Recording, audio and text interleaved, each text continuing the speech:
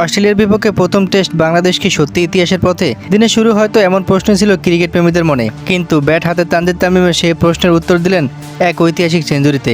অস্ট্রেলিয়ার ডারউইনের প্রথম টেস্টে দ্বিতীয় দিনে অসাধারণ ধৈর্য আর আত্মবিশ্বাস নিয়ে ব্যাটিং করেন তামিম। একের পর এক অস্ট্রেলিয়ান পেস আক্রমণ সামলে শেষ পর্যন্ত 197 বলে পৌঁছে যান 100 রানে। এরপর তার ইনিংস থামে 101 রানে। আর এই সেঞ্চুরির সঙ্গে সঙ্গে রেকর্ড বইয়ে নাম লিখে ফেলেন তানজিদ হাসান তামিম। অস্ট্রেলিয়ার মাটিতে টেস্ট ক্রিকেটের সেঞ্চুরি করা প্রথম বাংলাদেশি ব্যাটার হিসেবে এখন তিনি। একই সঙ্গে এটি তানজিদ তামিমের ক্যারিয়ারের প্রথম শতক, যা দ্বিতীয় টেস্টেই এমন কীর্তি। তানজিদ তামিমের এই ইনিংসের গুরুত্ব আরও বেশি, কারণ ম্যাচের শুরুতেই বাংলাদেশি দুর্দান্ত বোলিং করে অস্ট্রেলিয়াকে মাত্র 198 রানে অল আউট করে দেয়। সেখানে হাসান মাহমুদ একাই নেন ক্যারিয়ার সেরা 6 উইকেট। এরপর ব্যাট হাতে বাংলাদেশকে সামনে থেকে নেতৃত্ব দেন তানজিদ তামিম। তবে সেঞ্চুরি করার পর বেশিক্ষণ টিকতে পারেননি তিনি। নাথান লায়নের বলে আউট হওয়ার আগে 101 রানের মূল্যবান ইনিংস খেলেন এই বাঁহাতি ওপেনার। তার ইনিংসটিতে ছিল 8টি 4 ও একটি বিশাল ছক্কা।